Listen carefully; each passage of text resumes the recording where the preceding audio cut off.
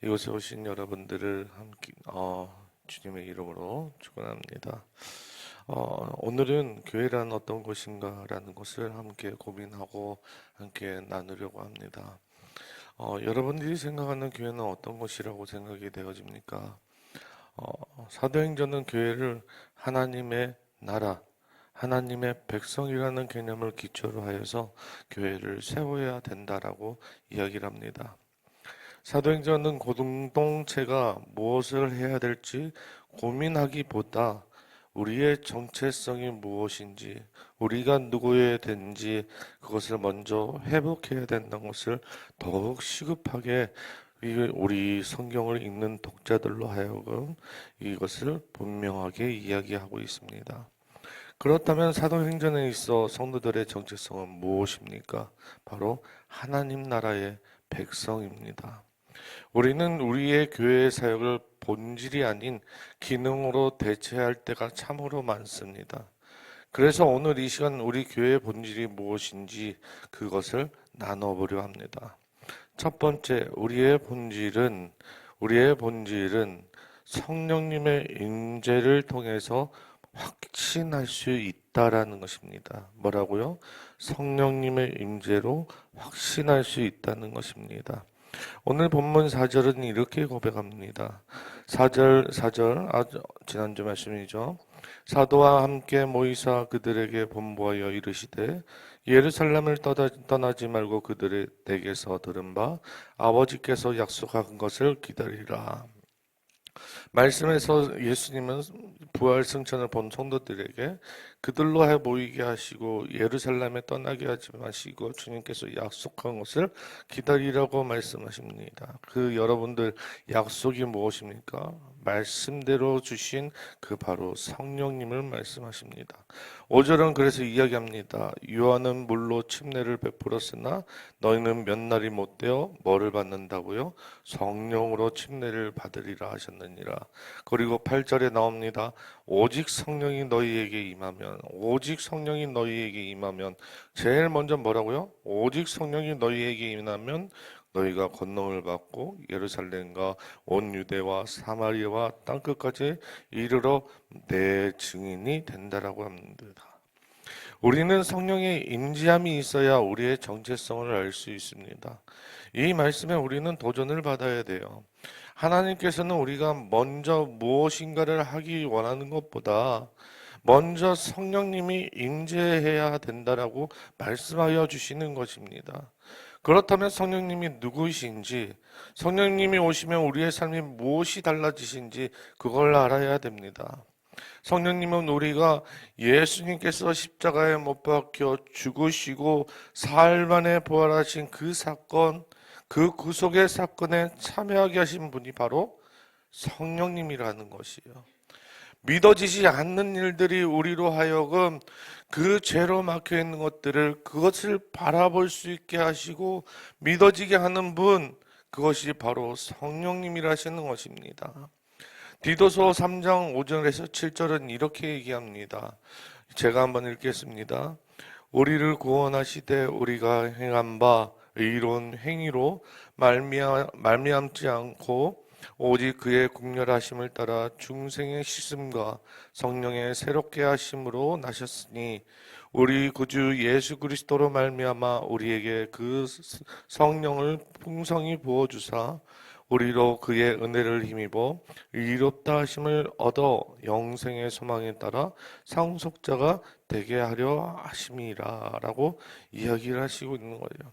다시 얘기하면 우리에게 죄를 씻어주시는 것과 성령의 새롭게 하심으로 인하여서 우리는 세상에서 바라봤던 예수 그리스도가 아닌 우리가 진정으로 주님께서 원하시는 그 모습대로 바라볼 수 있는 힘이 생겼다라는 것입니다. 어떤 이가 죽음에서 사흘 만에 부활하셔 승천하셨다는 이야기를 믿을 수 있겠습니까? 믿을 수 없는 거죠. 그 믿을 수 있었던 근본적인 힘이 누구에게 나오냐? 바로 성령님으로부터 시작이 되는 것입니다. 그러기에 우리는 온 땅에 예수 그리스도를 증거할 수 있는 증인이 될 수 있는 것이에요. 내가 믿지 않고서는 어떻게 증인이 될 수 있는 것이에요? 내가 확신이 없는데 어떻게 전할 수 있겠어요? 나에게 분명한 이유가 있어야 내가 그것을 전달할 수 있을 것인데 그러지 못한다는 거예요. 확신이 없다는 것이에요. 제가 아르바이트를 한 적이 있었습니다. 예전에도 말했는데 화장품 방판을 한 적이 있었어요. 그래서 화장품을 2개를 들고 띵동 누르면서 제가 화장품에 대해서 대본이 2장이 있는데 그것을 다 외워가지고 그것을 사람들에게 살 수 있게끔 이야기를 하고 다녔습니다. 근데 문제는 제 마음속에 문제가 있었습니다. 이 화장품에 대한 확신이 저에게는 없었어요. 대본은 있었지만 그에 대한 확신이 없었기 때문에 저는 그 물건을 판매하는 데 있어서 저는 주눅이 들었습니다. 왜 주눅이 들었냐? 확신이 없기 때문에 주눅이 드는 것입니다. 여러분, 우리가 하나님께서 주신 그 성령으로 인하여서 우리가 확신을 가지고 우리의 정체성이 성령님으로부터 시작이 된다라면 우리는 예수 그리스도께서 사흘 만에 죽으시고 부활하시고 승천하신 그 놀라운 일들이 우리 안에서 확증되고 그로 인해서 우리가 증인이 될 수 있는 것입니다. 그분으로 인해서 우리는 나의 삶이 변하였다. 사람들에게 증언할 수 있는 것이요. 고백할 수 있는 것이요. 나의 구원의 이야기가 다른 이들로 하여금 감동을 줄 수밖에 없는 일인 것이에요.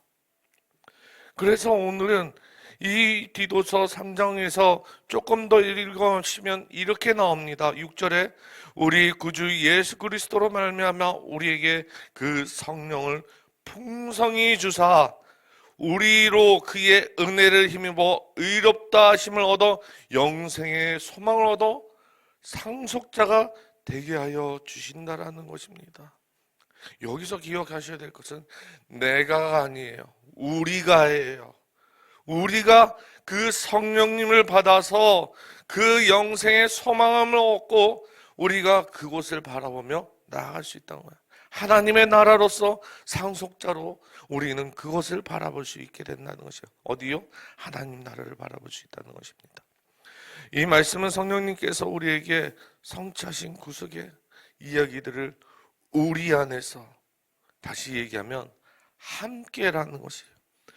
믿음으로 일어나게 하시고 풍성한 은혜 속에서 주님의 부르심에 그리스도와 연합하게 하셔서 우리로 그 일들을 일어나게 하신다라는 것입니다. 두 번째는 성령님의 임재로 우리는 어떻게 되냐? 하나 된 우리를 교회라고 부르신다라는 것이에요. 교회라고 부르신다는 거예요. 그리스도와 연합된 자, 그리스도 안에서 한 사람 한 사람이 모여 교회를 이루게 됩니다. 오늘 이 말씀으로 인해서 교회가 시작이 되죠. 예수 그리스도의 구속의 사역이 성령님으로 믿어지고 하나 되게 하신다는 것이에요. 그래서 초대교회는 먼저 성령님을 기다리고 있는 것입니다. 성령님이 임재하신 공동체는 예수님이 다시 오실 때까지 이 교회 시대를 이끌어가고 있는 것이에요. 성령님이 임재가 없는 교회는 교회가 교회 모습이 아니에요. 있을 수 없는 존재가 되어버립니다. 그래서 성령님을 사역의 중심에 두지 않는 교회는요, 모양은 교회일 것 같아도 그런 교회일 수가 없다라는 것이에요. 왜요? 성령님으로 인해서 시작된 교회이기 때문에 그렇습니다. 그런데 종종 우리는 성령님을 우리 곁에서 중심이 아닌 부수적으로 도와주는 도우미 정도로 생각하는 경향이 있다라는 것이에요. 내가 하고 싶은 일들을 열심히 하면서 성령님께 도와달라고 이야기를 합니다. 사실 우리가 간구하는 일이 근본적으로 성령님으로부터 시작된 일인지 전혀 묻지도 않고 따지지도 않고 관심도 갖지 않고 내 마음대로 시작해놓고 무조건 달라 할 때가 너무나 많다라는 것이에요. 교회 결정도 그래요. 공동체가 함께 기도하고 성령님께 뜻을 구하며 함께 기도하고 공동체를 통해서 하나님이 과연 무엇을 원하시는지, 무엇을 말씀하시는지 그 공동체를 통해서 함께 기도하고 결정해 나가야 된다는 것입니다. 그렇다면 우리는 그 결정에 대해서 그러면 우리는 어떻게 결정할 수 있을까? 이런 의심이 들 수도 있습니다. 그때 우리는 어떻게 해야 되냐? 바로 성령님의 조명하심이 필요합니다. 뭐라고요? 성령님의 조명하심이 필요합니다. 이것은 우리를 어떻게 성경을 이해하고 적용할 수 있는 것을 어떻게 적용할 수 있는지를 성령님께서 밝히 보여주신다는 것이에요. 신약의 여러 선지서를 보게 되면 우리가 인생의 여러 가지 문제를 어려움을 겪을 때 혼자서 씨름하지 않아도 된다라고 말씀하십니다. 하나님은 우리로 어떻게 해서든 믿음의 삶을 살 수 있도록 하나님의 자녀로 살 수 있도록 인도하여 주십니다. 그래서 에베소서에는 이 성령님을 이렇게 표현합니다. 우리 함께 찾아볼까요? 에베소서 1장 17절에서 18절입니다. 우리 함께 찾아봅시다.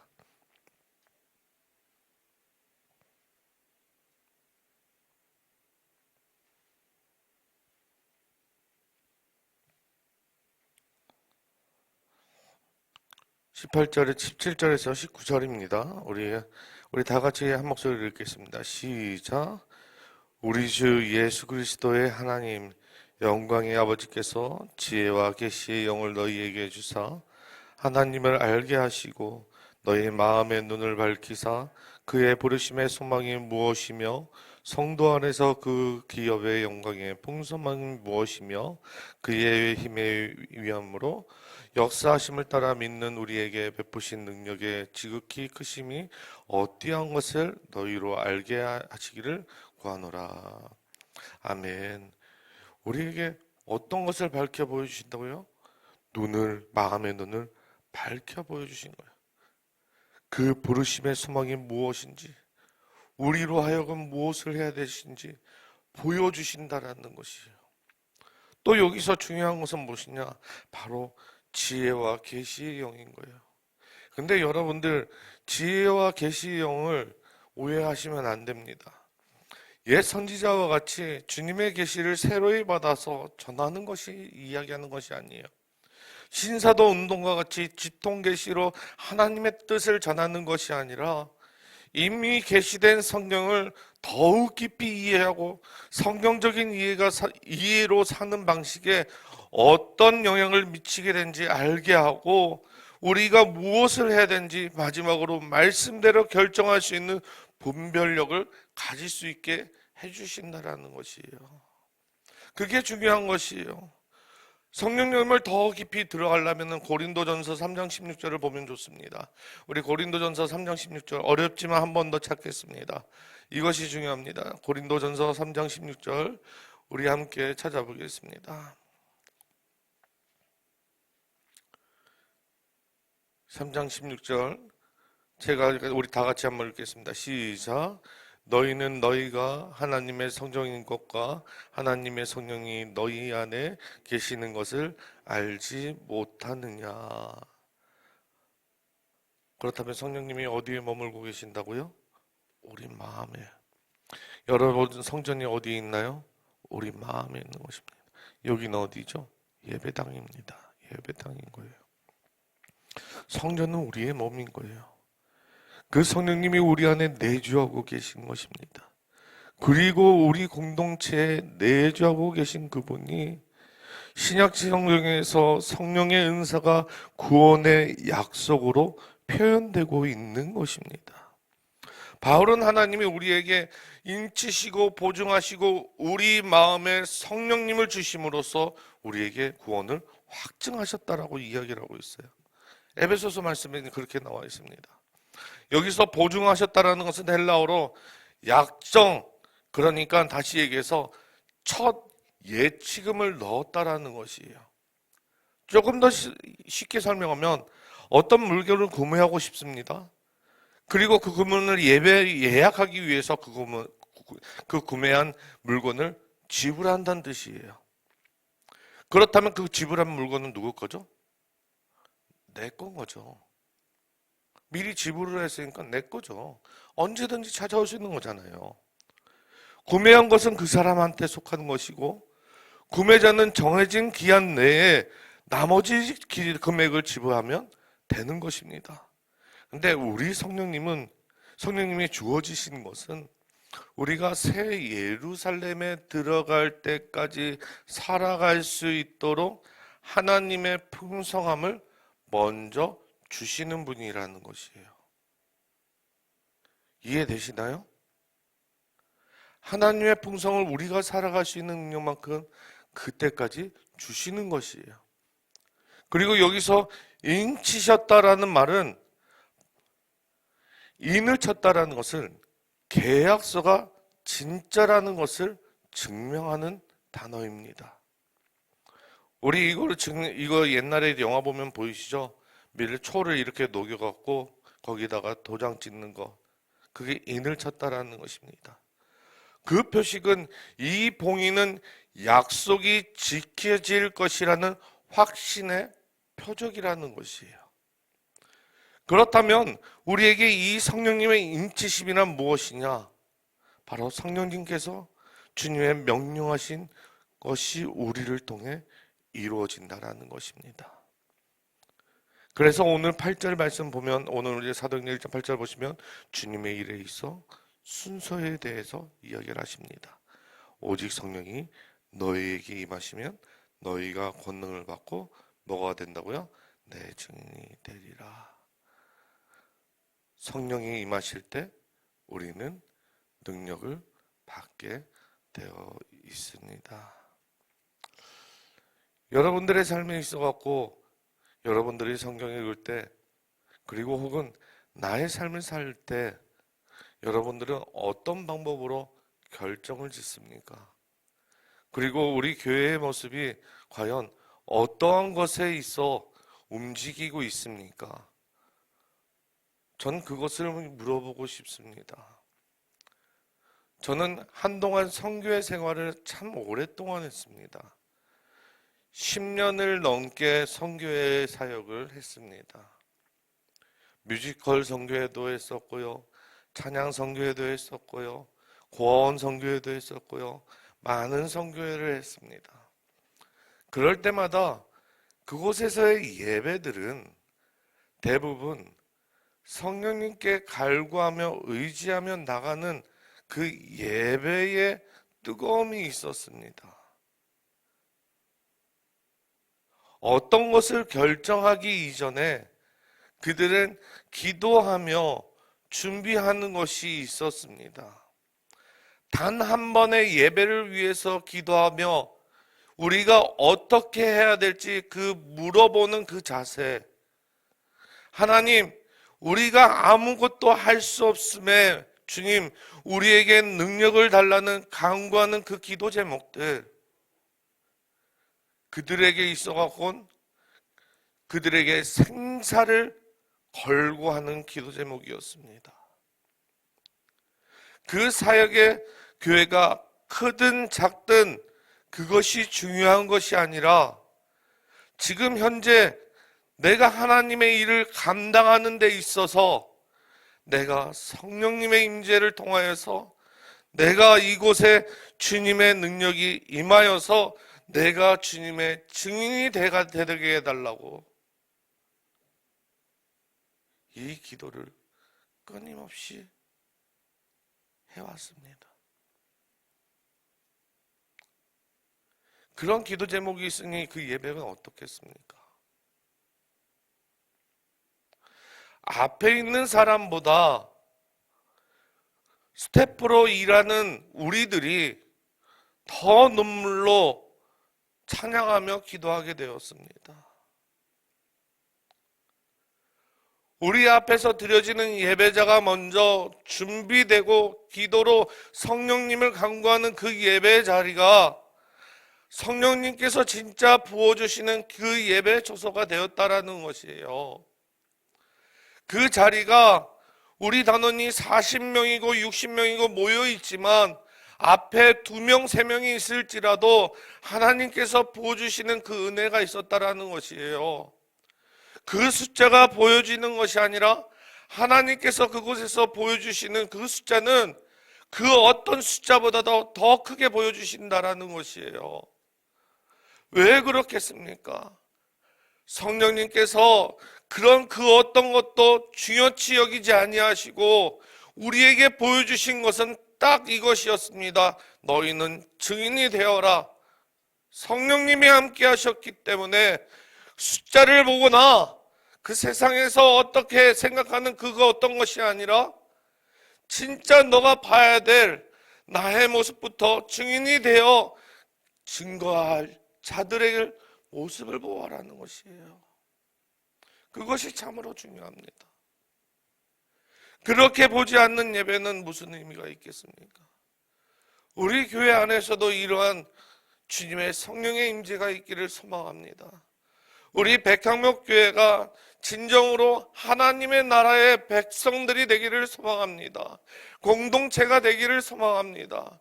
이 교회가 진정으로 하나님께서 능력을 주시고 증인되는 교회가 되기를 소망합니다. 그리하여서 내가 백향목교회, 경상도 사투리라 제가 발음이 익점 앞에가 셉니다. 백향목교회가 진정으로 하나님께서 어디를 가든지 증인될 수 있는 힘이 있는 교회 되기를 소망합니다. 보라동에서 아니면 기흥구에서 용인에서 내가 복음을 전한다고 나갔을 때 내가 주눅들지 않고 하나님의 말씀을 들고 갈 수 있는 그 능력, 나에게 성령의 충만함이 있어 그 하나님의 약속을 바라보며 하나님의 그 인치심으로 인하여 상속의 증거들이 나에게 있다라는 그 믿음의 확신을 가지고 살아가는 저와 여러분 되시기를 소망합니다.